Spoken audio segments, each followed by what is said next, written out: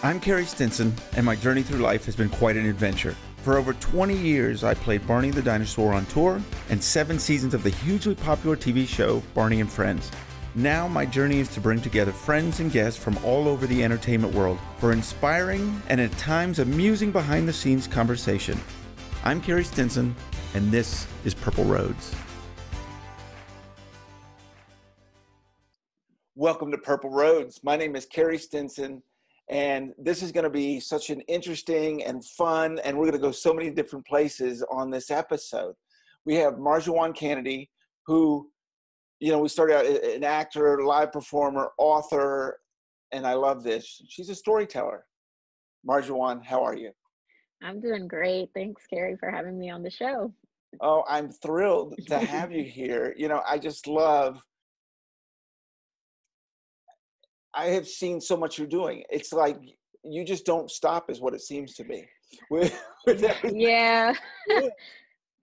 I think naturally I've always been like that, but definitely now, even it being in the pandemic, it's like you got to keep yourself motivated and encouraged. So I'm kind of juggling a lot of different things. Yeah, and we're going to get into all of that. So I kind of want to start out with, I guess you really started in theater, in the live performances of the area where you started? Yeah. I actually started as an actor, and I'm from DC. I have Caribbean roots, and I really grew up going to see like live shows, dance. I really started in ballet and like modern dance, and then got into theater, musical theater when I was in high school. I went to an arts high school here in DC.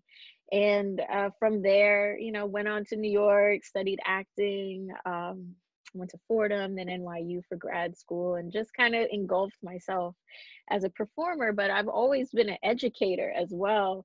I've always loved working with young people, but I never really thought, okay, I'm going to write children's books, or, I did a lot of children's theater coming out of college, but I never had the opportunity or even the thought of kind of creating my own work until a little bit after grad school, where I just I think a lot of actors go through this, where they don't find work that is inspiring, or they don't feel connected to it. And then something kind of just hits you like, I'm going to write something. And from there, I think that was in about 2010, I started creating my own work. And from there, it's kind of like history after that. So was there a moment as a kid where the theater came to you, where you were like, I want to do that? Yeah, I think definitely from a place where I wasn't conscious of it, I wasn't thinking about it. Actually, no one in my family is in the arts or in entertainment or anything. So I really am still the oddball out, but I loved, literally like telling stories with my dolls, and I could sit there for hours. I mean, I actually found a few months ago VHS tapes of me like when I was 4 or 5 years old with my older brother, and we would put on shows and record them. And innately, like, I just loved it. I loved the ability to just go to a different place through performance and through stories. And surprisingly enough, I didn't actually like to read that much as a kid, but I loved movies, and I loved Janet Jackson, Michael Jackson. So I loved dance. I was always learning dances, and I knew all of Thriller and anything Michael and Janet I knew. So I think it just came to me naturally. But of course, over the years and studying, I was able to hone my craft and really discover my own voice as a writer and as an artist. What do I want to leave on the world, and how do I impact youth especially? So you decide to write something. You decide, and this is so fascinating to me. We've had several authors on this show, and there's a lot of pressure a lot of times. Okay, I'm going to write something, but what am I going to write? Were you able to just let it flow and whatever comes out, comes out? Are you a perfectionist, and is it tough for you, or what was the process for you?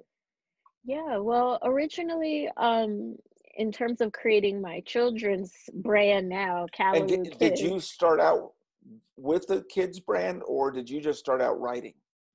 Yeah, I started off just writing it as a play. Okay. So originally back in 2012, this was actually my second piece. I had written a one-woman show that was an adult piece, but I was touring it and performing it all over the country for a couple years, and I developed a small audience, and people just kept asking me, "What are you working on next?" And I was like, "I don't know. I don't know." I didn't know that I had to work on something next, but I just kept thinking, okay, well, I am getting kind of tired of this piece. What could I work on next? And I actually went to I was in New York, and I was just inspired by my own traditions at home around food culture and folklore and storytelling. My mom is from Trinidad and Tobago, so I really just took my own experiences as a child with my mom telling me stories at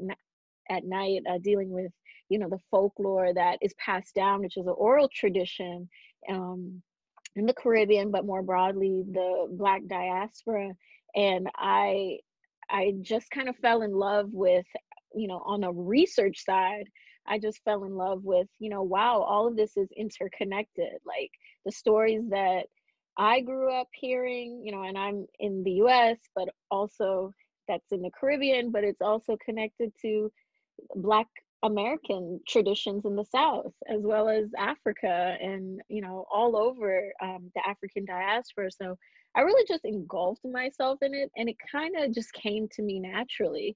Obviously, with Kalaloo, it's a fictional story, but it's based in the folklore traditions of Trinidad and Tobago specifically. And then as over the years, from about 2012 to about 2018, I started developing a team, and we really transitioned it from a stage play with adult actors to a children's book series to puppets with over 20 actors in a team in New York, LA, DC, and it's really become, I keep saying it's a brand. It's like a lifestyle. Kids see me and they're like, "Oh, that's the Callaloo lady," because it really means so much to me for all kids, but especially Black and brown children, to be able to connect with their this history, this culture that they experience every day around the dinner table, really. Traditions that are passed from their grandparents to their parents to them, and it's really like an immigrant story. I'm first generation, and I think a lot of kids in general, not just Black and brown kids, but everybody travels. Everybody has a grandparent or family members that may be from a different country. So it's just interesting how these stories are passed down, and they become something new and exciting for kids today. There's so much I want to talk about from what you just said. I'm going to get into all this because this is one of the things I absolutely love. I got to let everyone know our friend Danny Joe connected us, and I'm so thankful for Danny. And he sent me what you were doing, and I was immediately like, yes, got to be on here. Yeah. So I want to start out with everything that you just talked about. So you've got these stories, but you have to adapt them for kids. So Absolutely. you've got to tell all this history. And I love what you're doing. You're talking about Black and brown kids and letting them see something that they can relate to. Mm-hmm. And at the same time, telling a story that everyone can relate to, which is what I love about this. We talk about diversity and wanting to do these things, but the reality is everyone's going to love it. Mm-hmm. Everyone's going to love these stories. So what was it like for you? You take this show, you're now turning it into a book, and you're turning it into a book for kids. Now, what is the age group that you're really focusing on? Yeah, well, our books, they're focused for kids between ages 3 to 7, but Right. really kids to about 10 enjoy it. I'm actually a new mom myself, so it's Congratulations. thank you, thank you. So, within my daughter is 14 months now, but she sees the books and the characters and is always pointing to them. She has no idea, I wrote them, but definitely for kids about 3 to 10, enjoy the books and the live shows, and I guess really figuring out how do you go from a stage production to children's books. Again, I had never written anything. I had never really worked in kids media or children's literature before. So for one, I just had to have this confidence that okay, I'm going to do this and surround myself with people who believed in this story. And I think that's what it comes down to is the story. And that's what people relate to first. So again, the core of the theatrical production and the first book, the main characters are all based off of my childhood and growing up, being a first generation Caribbean kid, and the folklore that my mom told me from her mom, from my grandmother. And I actually teamed up with my friend from high school who is a illustrator and an animator, and originally we wanted it to be an animated series, but we had no money and we didn't have a team, so we thought, That okay, that doesn't seem to get in your way, Mark. yeah. That doesn't seem to bother you or stop you in any moment. Yeah, and I mean, the whole project really, since creating it, has really allowed me to be more resourceful and take more control of my own artistry and craft. And originally, I always tell this story that, I wrote a manuscript, I sent it out to agents, literary agents. I was living in LA at the time, and everybody rejected me. It was like, who are you? You are an unknown writer. What is this story? Nobody would want to hear about this. But I knew that the show was pretty successful. We did a workshop at Lincoln Center in New York, and Mm, we did 2 live productions that were sold out. Like people were literally trying to get in, that's standing outside. wonderful. So I just knew, I had never seen anything like this. I knew that, so many kids could connect to it. And my business partner and I just teamed up and we developed it ourselves from the ground up. And once we added the puppets to it, it was like, it just exploded. And that's actually what forced me to move back to DC, where I'm from, and develop my own company. And it's allowed me to actually, hire more actors and more creatives, and a lot of people I went to high school with, that I went to college with. And I think that's the most important thing to me, that we're people of color, creatives of color, generally young millennial artists who are telling our stories, and then kids can connect to it. We've been able to translate our books into Spanish, and actually our Spanish book that's also online is our most popular book. It's every Yeah, time I look at we saw that with the Latin community with Barney yeah, as well. yeah. I did lots of shows down there, and we did the same thing. And it's a wonderful community that really supports great stories. Yeah. And I think that is just telling, even what you said, like there are communities who are desperately in need of this type of content and stories that kids can relate to. And young people need this. They need to feel seen. They need to know that there are different types of people all over the world. And I think that's what diversity and equity is about. It's about showing stories and kids, in this case kids of color, as the center of the narrative. And it's full of imagination and history, and growing up in an urban city. And it's it's so exciting, even to me as an adult. I love to see adults get excited about this. I love the fact I'm in Fort Worth and you're in DC, and I can feel your energy here all the way through the snow here in Texas. Yeah, I love it. yeah. But it's funny what you're saying about the audience needing that. Well, what else they need is you, because someone that it's really hard to explain to people that no is part of this business. Unfortunately, so many people see all these successful actors or singers or authors and don't realize what they had to do to go through that and to get to that fame. Absolutely. You don't just start there. You've got to go through a lot of rejection. And the important part is it's not because your books were bad. It's nothing personal most times. It's really just because, you just haven't built a brand yet. Yeah. But the fact that you just said, no, I'm going to I'm listening to this, and I'm thinking, does she realize all the things you've done? You're like, well, then I went and I started a company, and then I had this and this and this. It's just wonderful what you've done.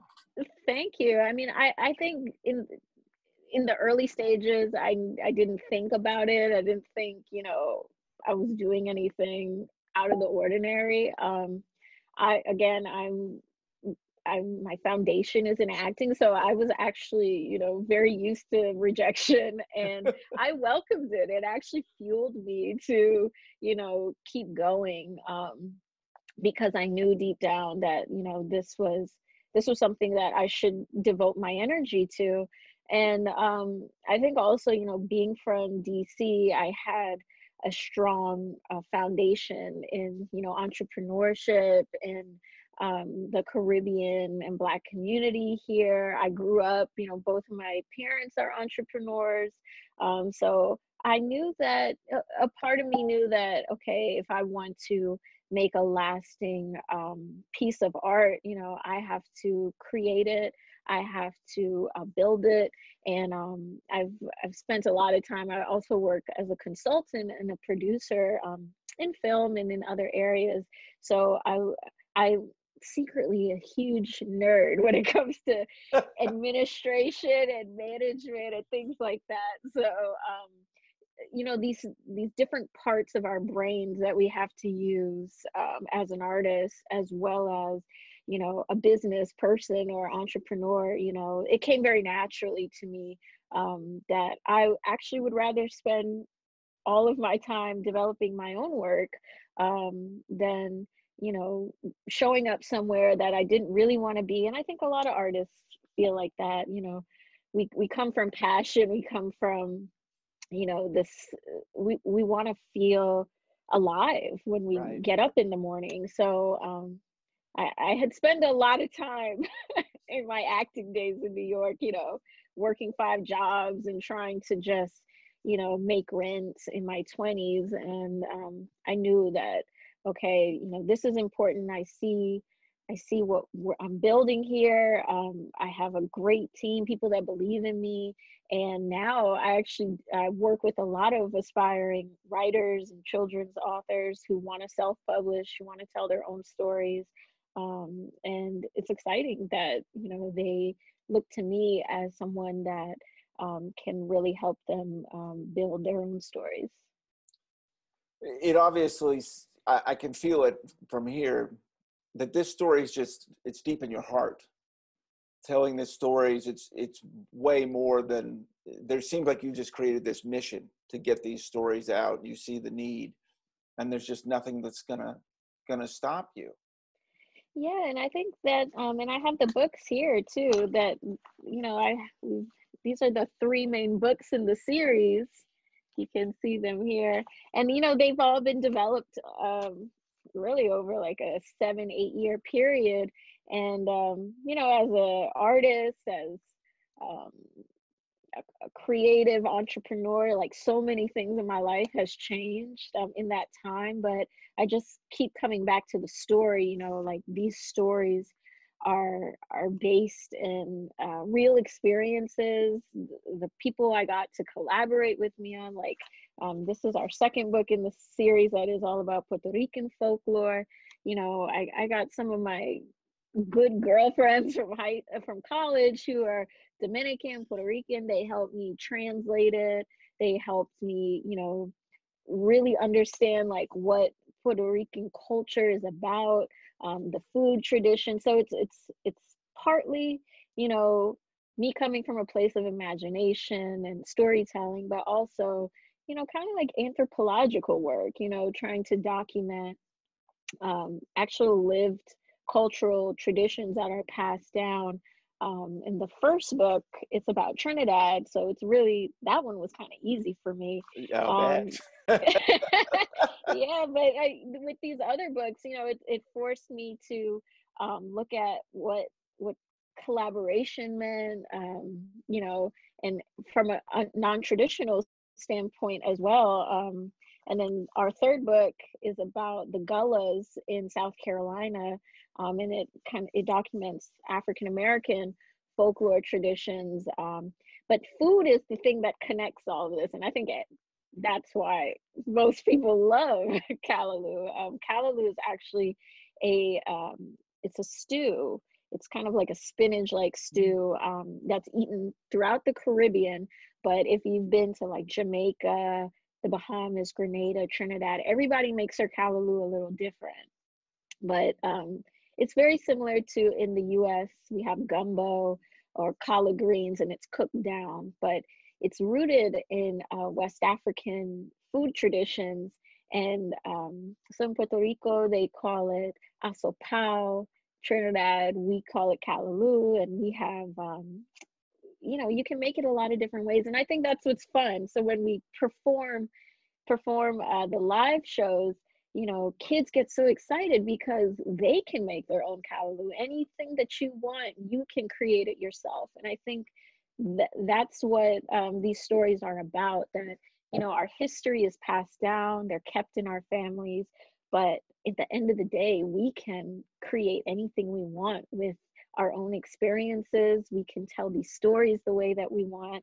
And our tagline is, there's something magical lay within that Callaloo.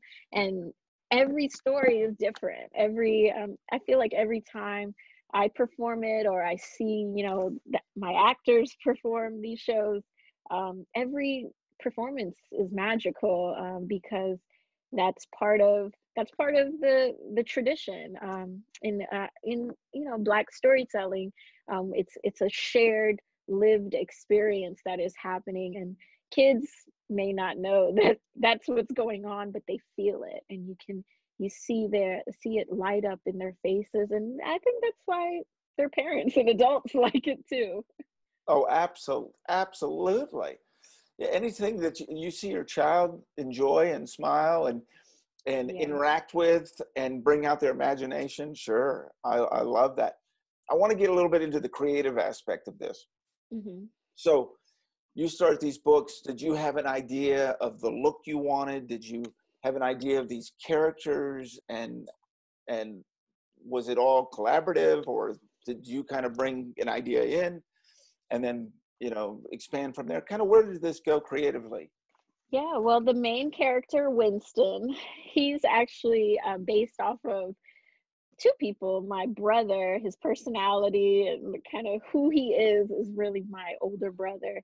And one of my favorite uncles, my mom has 13 siblings. So one of my uncles is my Uncle Winston. I named him after him. So I knew as a character, this was kind of the foundation. But visually, my business partner, he designed the characters, he designed the layouts.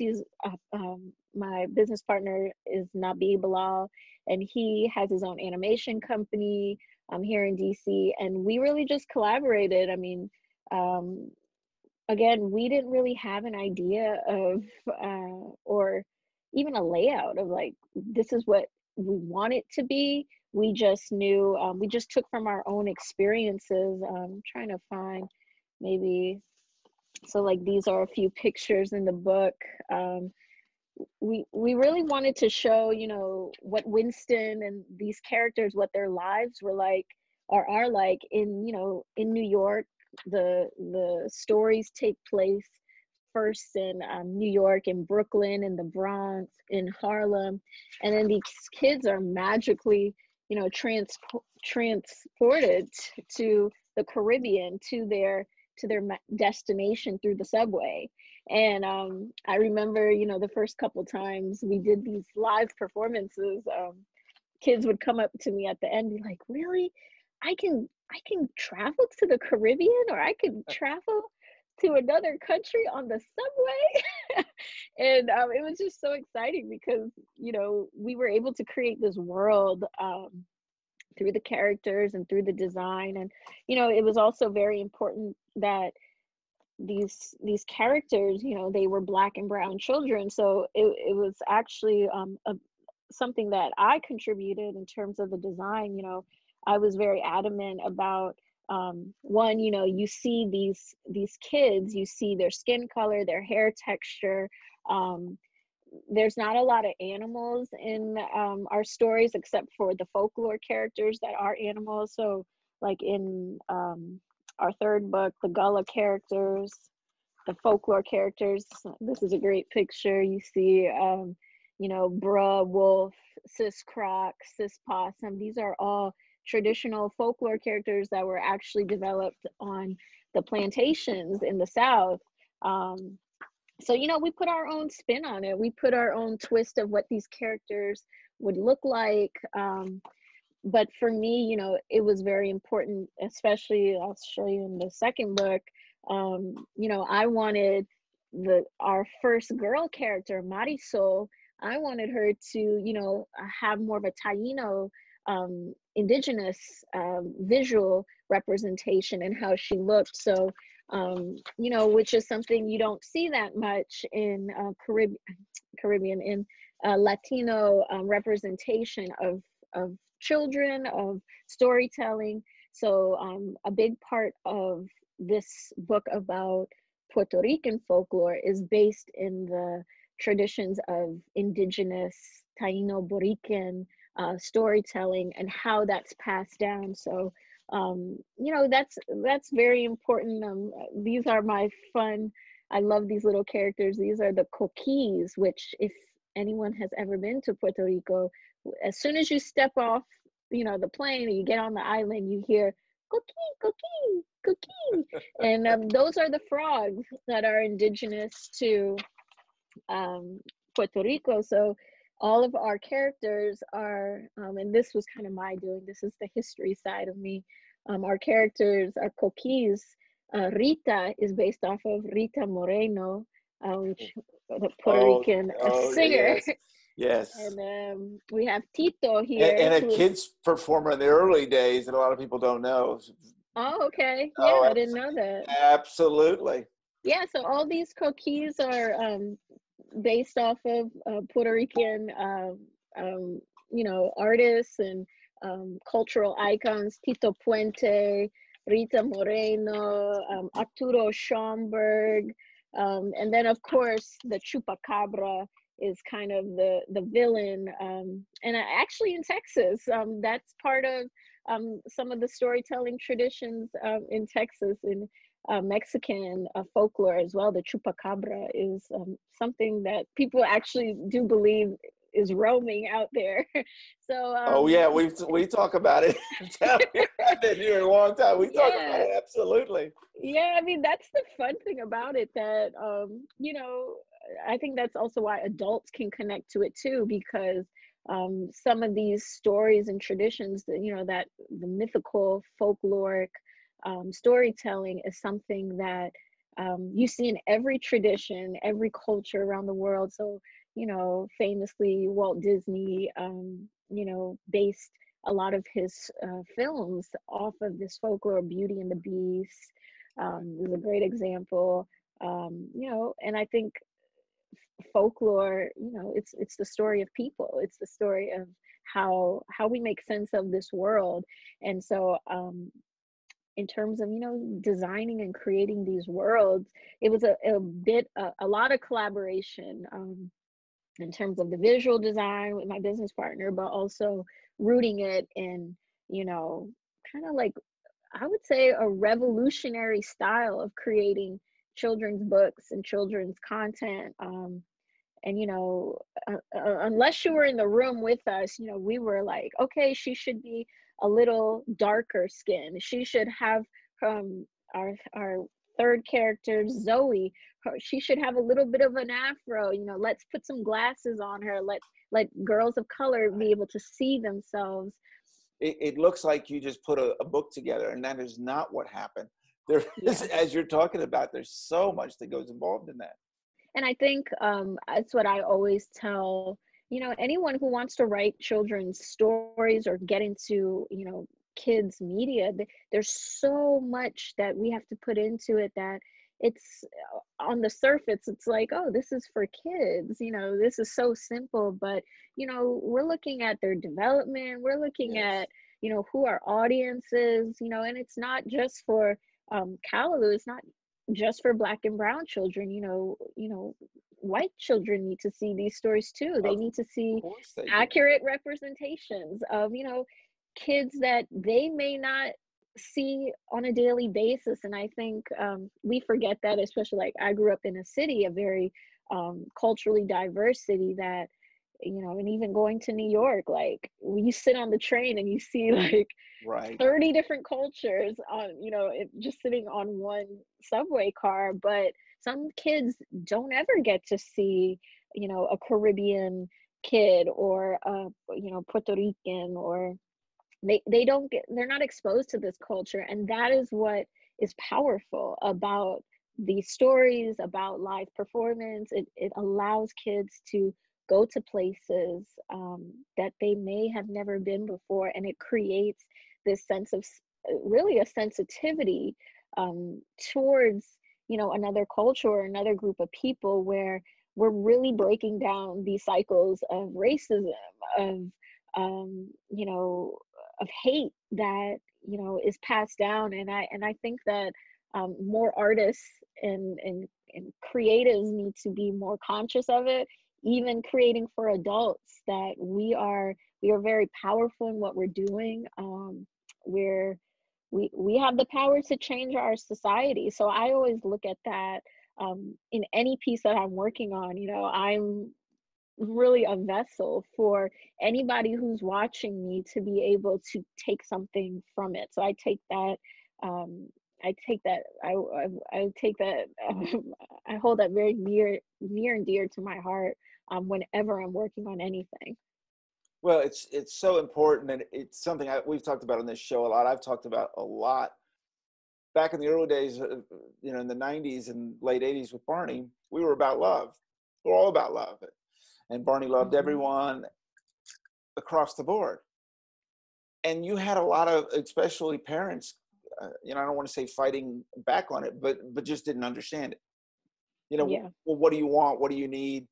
What is this? I love you. What is this? And now, my God, we're craving it. We're absolutely craving it.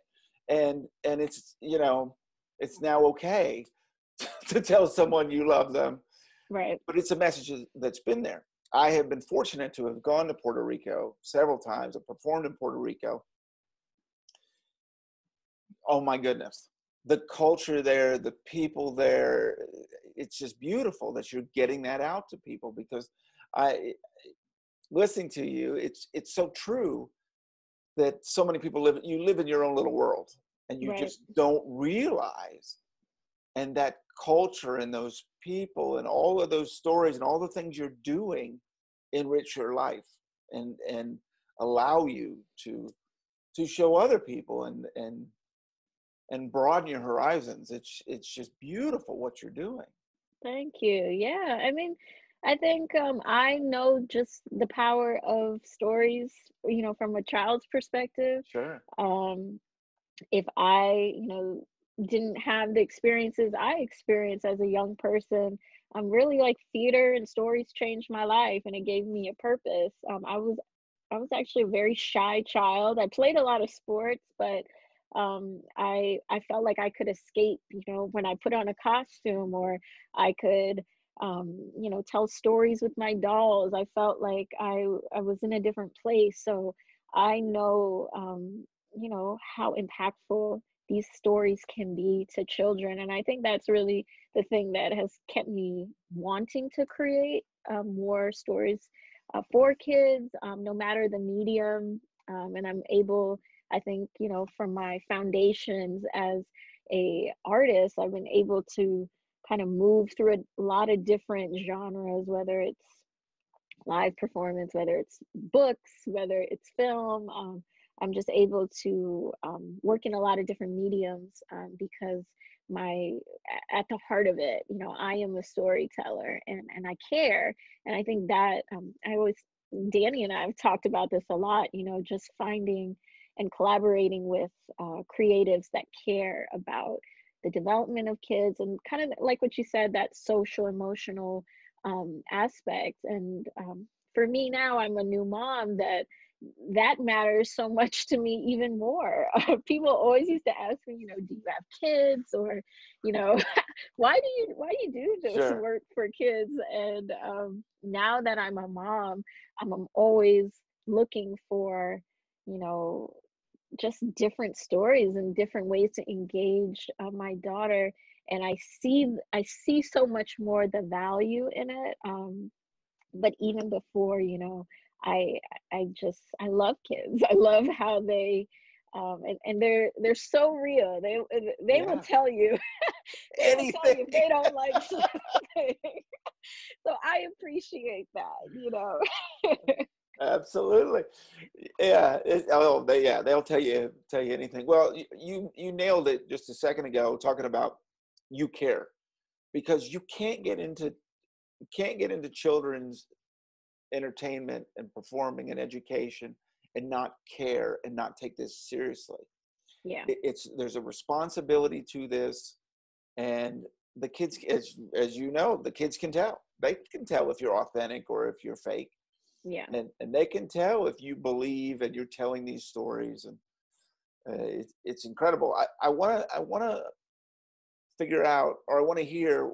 So you decide to take the book. Obviously, it's in your soul, so you had to go to live performing. Why puppets? What was it about puppets that you felt like were going to be the best way to tell this story? Yeah, well, I actually I have to give some credit to my business partner, because he was the one that um introduced me to it. I had done some puppetry work as an actor years before, but um from a visual standpoint, he actually reached out to an older puppet designer from Sesame Street, and that was more of his world of design, and taking an interest in how people tell stories through visual design. And he kind of just went and built this puppet, and it was like this huge puppet. And it's not the puppets that we have now. They've kind of transformed over the years, Sure, but sure, sure. yeah, he we kind of just went out, we did a few readings, and kids just gravitated toward the puppet. Nobody really cared about me anymore reading the story, but it just actually made the main characters come to life even more, and it was more of an experience. And also seeing children of color as these center puppets. So many parents had said they had never seen anything like this before. So they were similar in the style of what kids were used to and seeing, like on Sesame Street, in terms Right, of the Muppet style. Obviously they're not Muppets, but right. they were arm rod puppets, and it gave a lot of flexibility for the performers to be able to perform and pull in and out of, okay, I'm an adult, I'm the adult performer, and then this is the character, this is the child character. So in terms of directing it, it also then became so much easier to craft these stories. And we have so many characters that we're dealing with. The folklore characters, there's about 5 or 6 folklore characters in each story. So from a directorial standpoint, it was like, okay, how do I tell these stories without having so many performers that I have to pay to do all Right, this right. work. And it became something I got engulfed in. And then the designs got more clear. Okay, we want more flexible puppets, and actually our puppets now that we have are from a designer in Germany, and they're like more 3D like. They look literally just like the characters in the books. And we would have readings and presentations, and bigger live shows, and kids were coming up to reach out. And I'm sure you've experienced this with Barney too. They just become connected Yes. to the presentation of it, of they want to engage and talk to the characters, as if they are real people, and adults too. You're sitting there having a conversation with a puppet, and the actor kind of disappears. The puppets actually, back in 2017, we were invited to come to a puppet workshop at Sesame Street. So Uh, it allowed us to, for one, it showed me, okay, we were on the right track with what we're doing, in terms of presentation. But we learned so much. My business partner and I went for about a week and studied, I mean, it was incredible just being in the room with, actors who had trained with Jim Henson, and learning these techniques in puppetry for TV and a film. And I mean, I, for one, I was just blown away that the amount of work and the yeah, amount of it's after that I was like, okay, I think I'm I think I'm better at directing than fully being a puppet, a puppetry, puppeteer. performer, a Sure. puppeteer. Yeah. I mean, definitely, like, I think I took on, and my business partner, we took on all these different roles because there was nobody there to really do Sure. it. But I mean, I have so much respect for, like, people like yourself. I mean, it's so much work, and physically, being in great shape, the demand on your voice, on your hands, and it's a beautiful craft. And I think that I've gained so much respect for, and love for that style of performance. But I think it really just brought another level to the Callaloo experience, that it wasn't just about me. Right. It's not about me. Right. I kind of started it with this writing, but Sure. it's allowed other actors also in my community to work with me, to be exposed to this craft, this art form that a lot of Black and brown performers don't have the opportunity to want to work in children's theater and media, but also to work in puppetry. So all the skills that I learned on Sesame Street, I brought it back to my actors, and we were able to enhance our style and our performance, and translate that also to our digital content. So yeah, I mean, it's funny because a lot of things just kind of happen. It's like, oh, Yeah. this is an opportunity. Let's just try it. Right. But where it went is that, I mean, that's it, because you're doing both sides of it, right? You're Yeah. obviously showing this to this new audience, these kids and parents and all that. But also look what you're doing for the puppeteers and the acting community, and teaching them, because I think for an actor, kids entertainment is not typically where you go. You Right. usually fall into it, or something. You're looking for work, and then you are just sucked in, as you Hmm. mentioned earlier about connection.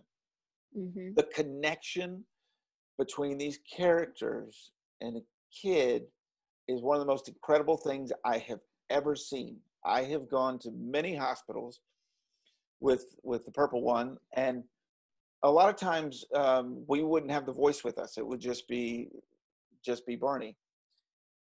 Didn't matter.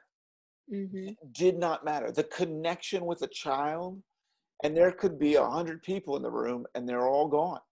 It Right. was Barney and that child, and you can see that you're seeing this with your characters as well. I'm curious. So, okay, we talked about the visual. but you also have to have the voice.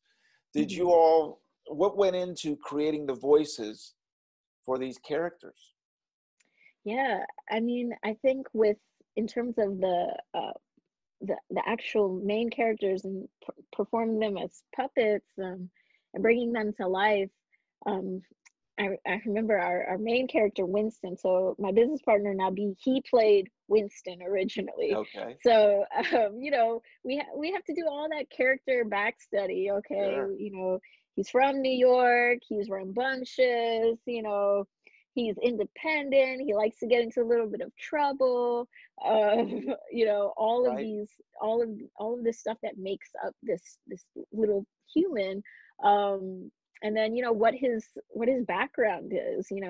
His family's from Trinidad, or Marisol, she's from the Bronx, and she's Puerto Rican too. Like, how does she talk? She's 8 years old, so she has a little sass to her. And she's bilingual, so including that into her, into who she is.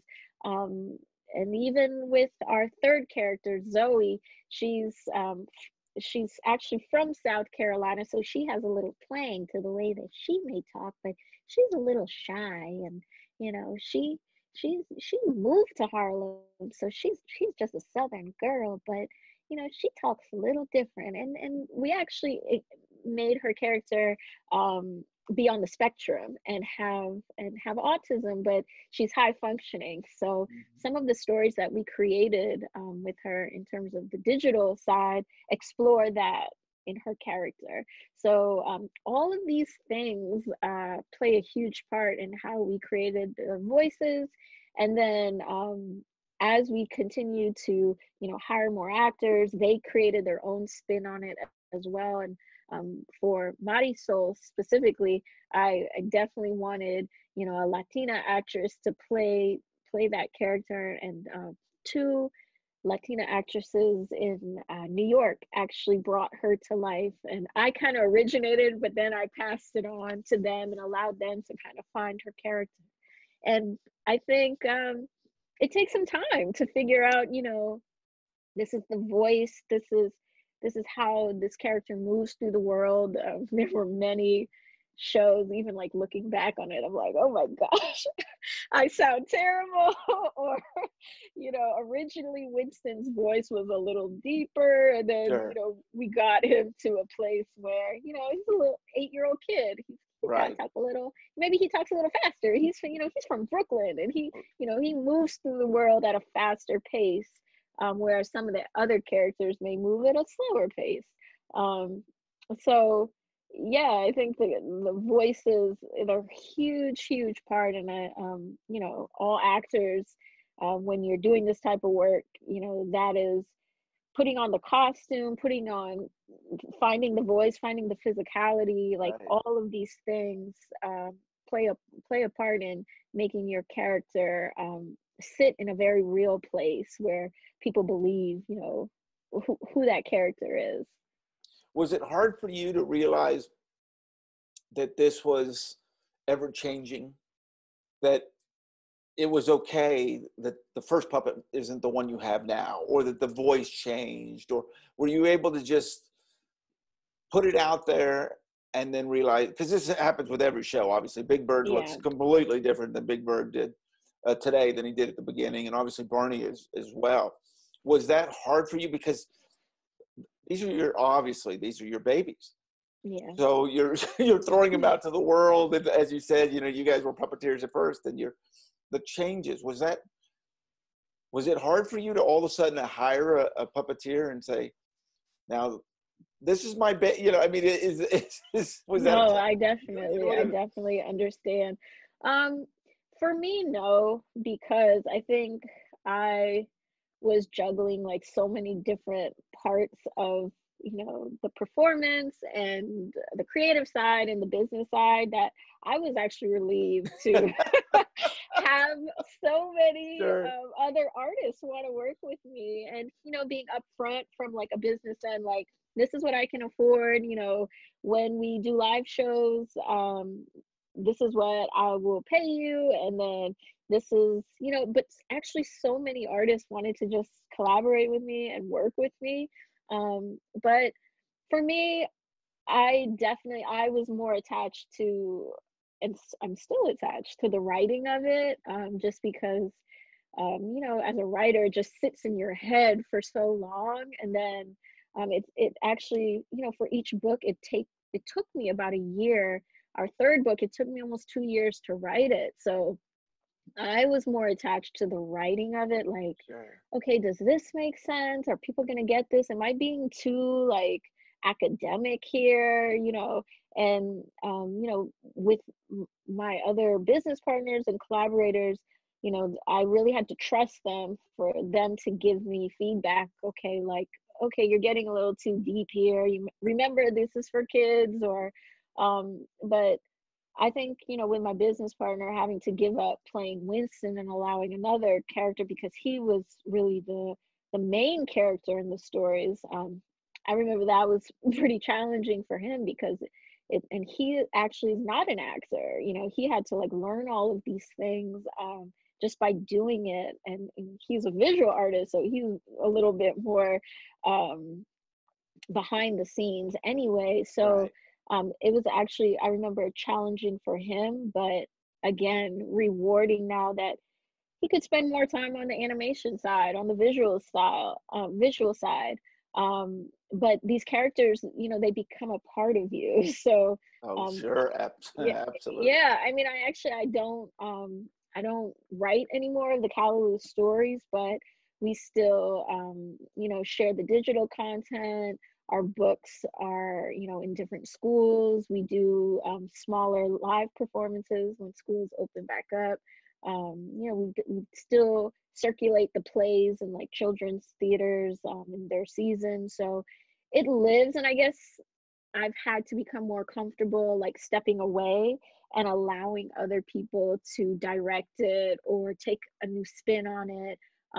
But I think, my heart is always in the writing of it. So I'm always trying to find, new ways to allow the stories to live in a different setting. So um, sometimes, we've gotten interest to do, like Zoom readings, Zoom Right. productions of it, Sure. or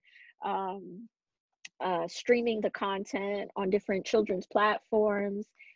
Because I always have to remind myself there's so many kids who've never seen it. Right. And, we are still independent. We've been able to be featured on a lot of different platforms, a lot of different stages.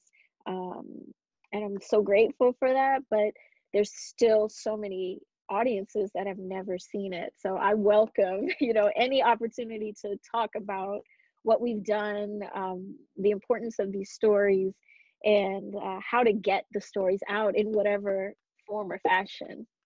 So, talk to me about kind of what's coming up with Kalaloo, but also this pandemic hits, and obviously, it's been a struggle for everyone.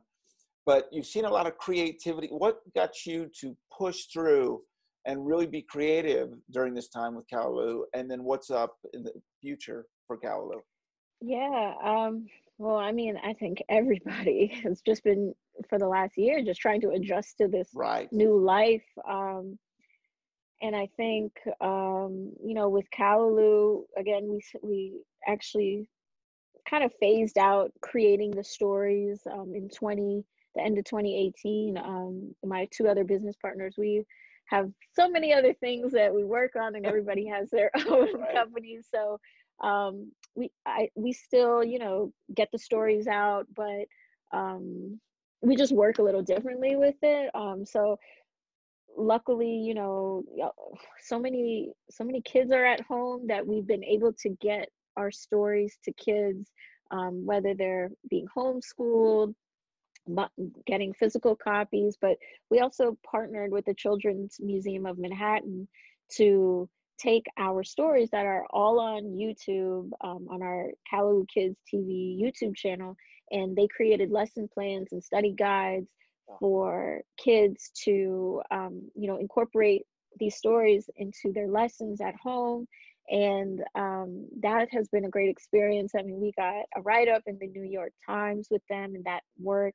So we're, it's been obviously a very challenging time for so many people, and for kids especially, not being able to see their friends, not being able to learn and grow in the way that is normal for children. So I'm happy that our stories have been able to serve parents and kids in the last year in new ways. And again, it's just forced everybody, but especially artists, just to be much more creative in the way that we communicate and interact.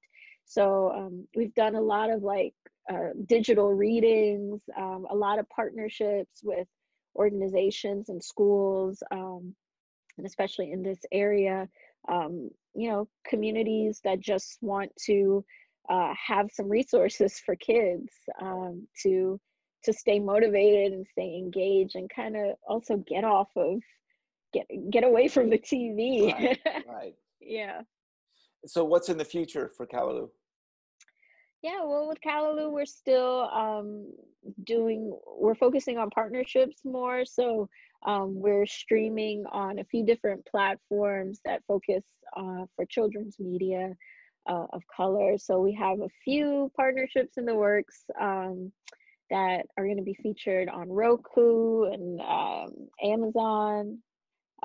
So that's something. And we had a live performance scheduled with the Public Playhouse Theater here in Maryland. So that was actually scheduled right before the pandemic. So we're trying to get that rescheduled, but we're looking to continue to do our live productions kind of once everything opens back up. So, and of course we do a lot of work with schools. So that's something that is always continuous. Well, once we all open up again, everyone's going to be dying for live performances. Yeah. And so I think Kalaloo will probably be pretty busy once we're open again. Well, Marjuan, I can't thank you enough. You have just inspired me. I love what you're doing. It's really an important message to keep going, which you just seem to never. I don't know how you sleep. I don't sleep much these days because of that little one. Right, especially with that little one. But also to take something that you believe in so much and get it out to the world. I just think is beautiful. Thank you. Thanks, Carey. It means a lot. It means a lot because it's not easy. And many times over the years, I've wanted to give up or, just, questioning myself, why am I doing this? And, putting all my money into this. And, I will say, anybody watching this that, it pays off to just, do what you believe in and stick it out. I'm hopeful that even, in the future, Kalaloo, ends up, on a children's network. And I mean, originally, again, that was my idea. I'd love to see this, on TV, reaching millions of kids. And even if it doesn't, I think it's opened up so many opportunities for myself to, meet so many interesting people and just connect with different people and challenge myself as an artist. And also the biggest thing, just affecting the lives of children, and hopefully they want to tell their stories, that they're inspired by it. And I think that's all that you can ask for as an artist, that anybody, but especially children, they they love what you're doing. So well, I don't think there's any question. You've already touched a ton of people on both sides, the audience, but also obviously bringing in all these new cast and puppeteers and all the things you've done. And I can't wait to watch and see where this journey goes, because I have a feeling it's just going to continue to grow for you. You're doing something that's important, beautiful, and obviously you believe it with all your heart. Thank you so much. Thank you for interviewing me. And, again, it's just an honor, talking with you, a legend, really. And, just being able to learn from, other artists and hearing our stories. That's what's important in, having your show. It, trust me, I know creating anything, Right. and being committed to it, it takes a lot. So Well, we will have all the links below to get you to the YouTube channels and all the things that Kalaloo is doing so you can check out this wonderful show. Remember to keep your eyes, ears, and your heart open, and you'll find your purple road. We'll see you next week.